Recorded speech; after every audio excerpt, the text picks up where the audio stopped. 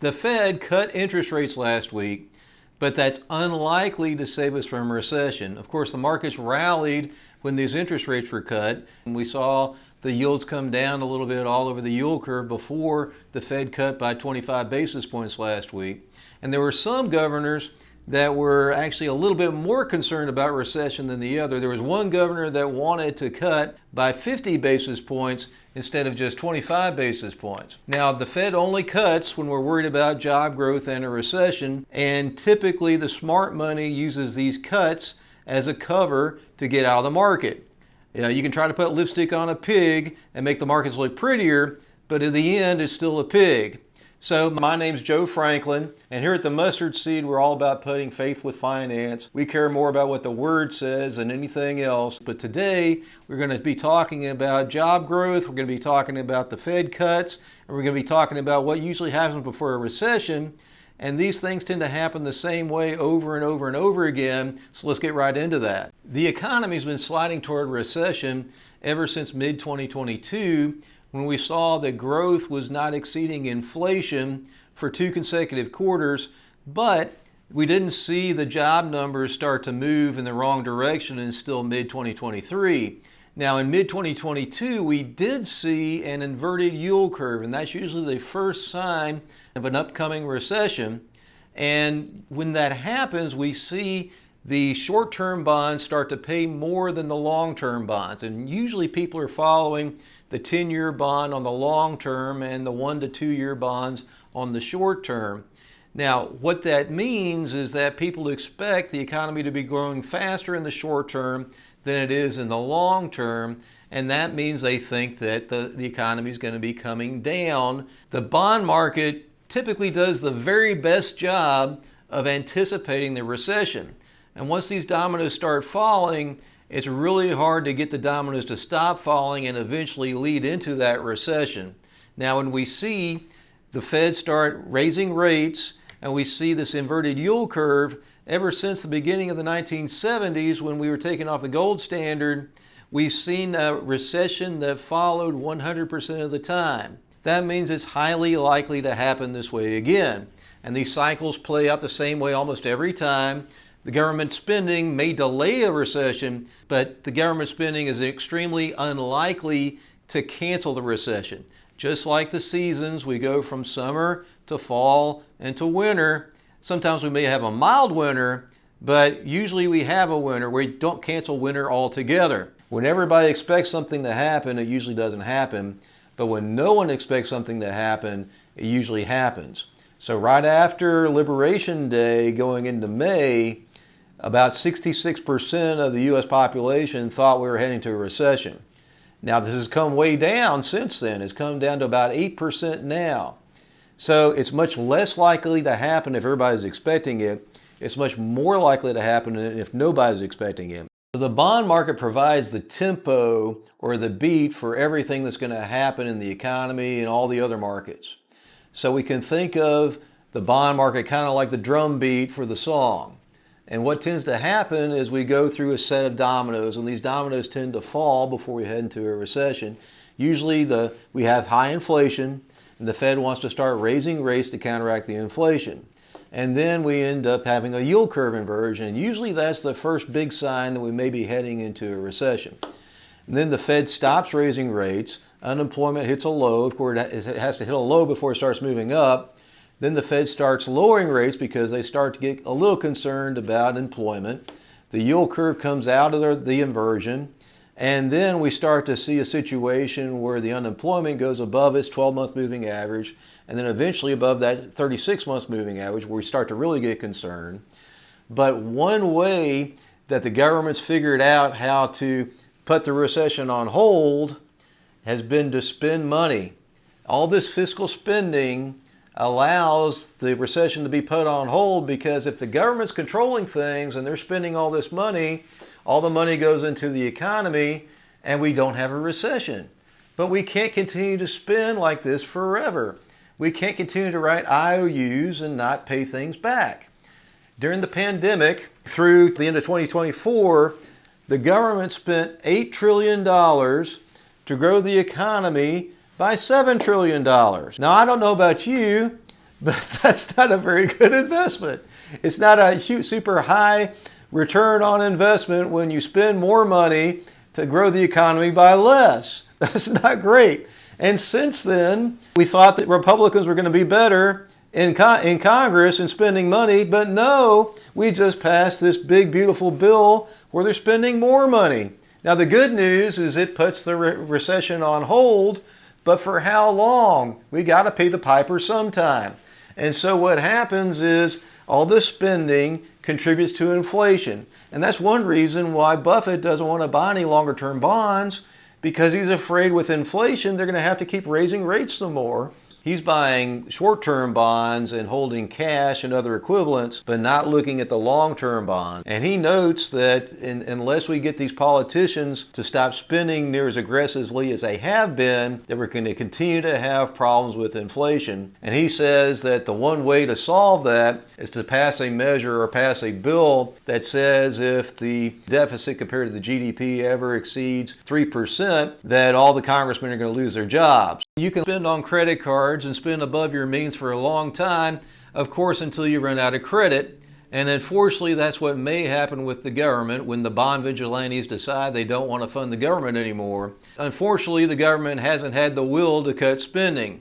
But there is some good news. We've been able to increase the amount that we're receiving in revenues into the government, able to increase our income, and that's come in the form of tariffs. Before the big, beautiful bill was passed, the Congressional Budget Office was saying that the bill was going to impose a lot more debt upon our country. But the tariffs have been increasing the income that we've got coming in. The most recent figures are actually showing is that the tariffs could slice a stunning $4 trillion from the U.S. deficit over the next 10 years. The CBO expects the primary deficits to come down by $3.3 trillion over the next decade, which will lower interest costs by another $0.7 trillion, leading to a decrease in total deficits by $4 trillion. Now, they didn't expect this in June, but now we're in September, and the tariffs are working so much better than they expected, and so we're now seeing that we may see a decrease in the deficit and the debt that we didn't expect before. Now, Wall Street expected more inflation than we're seeing now, but the budget office was expecting less inflation, so inflation's actually running a little hotter, but we're actually seeing more income into the government than the budget office was expecting, so that's great news. Unfortunately, there's some bad news. The Bureau of Labor Statistics revised the job numbers down by a full 1 million jobs last month. That's the worst revision we've seen, even through the pandemic, and even through the great financial crisis in 2008, 2009.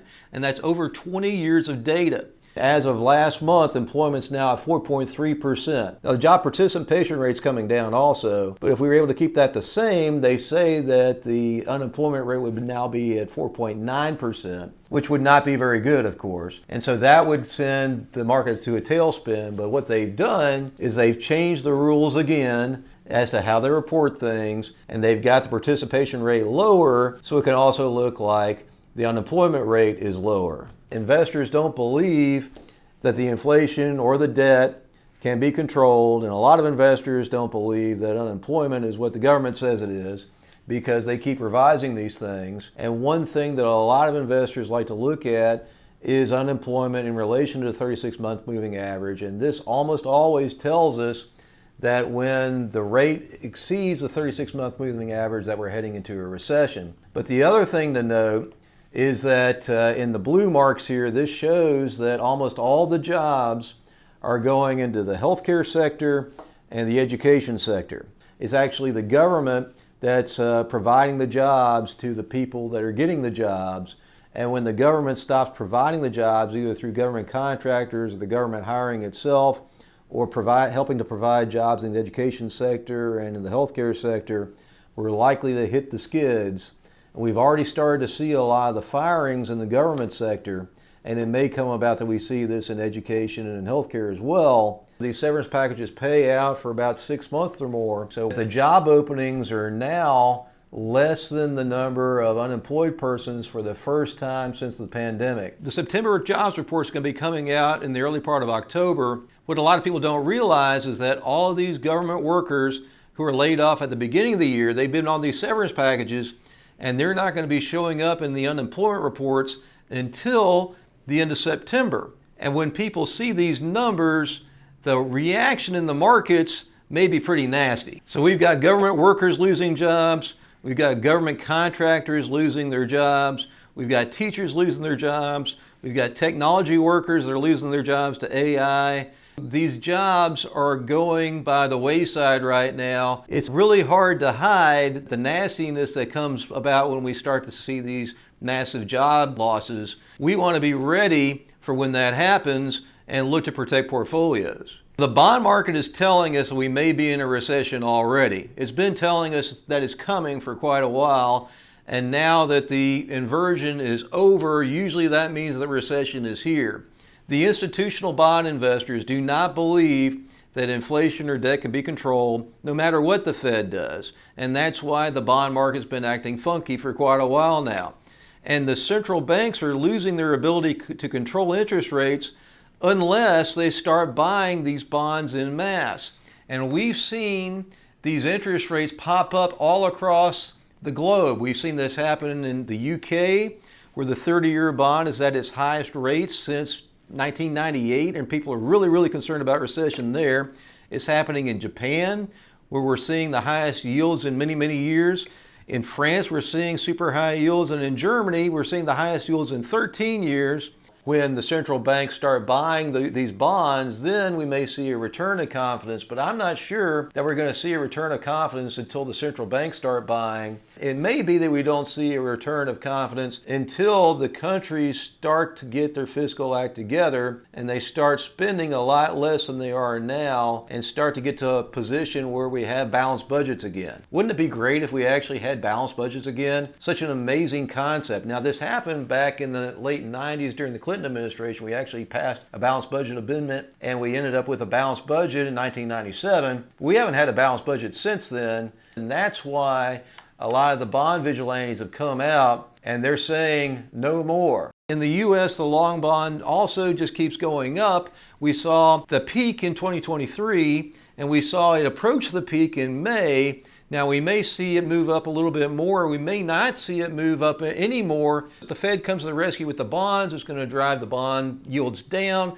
may drive the bond prices up, and then it may actually be a good time to buy bonds, but it's usually not very good for the economy because when they're doing this, we're usually already in a recession. But remember the good news. The good news is that we're bringing in more revenues than we expected, and that may bring down our interest expense as well, which may actually allow us to refinance things at a lower rate.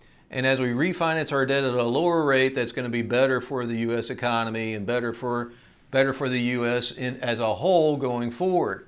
Now, interest expense is not pretty. It's been going up a lot over the last few years because we had this heavy inflation and we had to raise rates.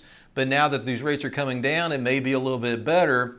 But we still have this issue with all the stocks in the U.S. are trading at valuations that are much higher than they are all around the world. And with a weak dollar, it's likely going to be sending a lot of these investment dollars to other places around the world. As the dollar gets weaker, it's not as good for the U.S. markets. It's much better for selling things from the U.S. to other countries. And it's not as good for a lot of things coming into the U.S. It may drive up inflation and make those products more expensive, but it also drives up the prices of investments in foreign countries. So it may be that investing in foreign countries may be a better place to be for the near future and going on the next few years. Since you love this video, please feel free to click on this video here, put your thumbs up, subscribe to the channel. We'll catch up with you next time.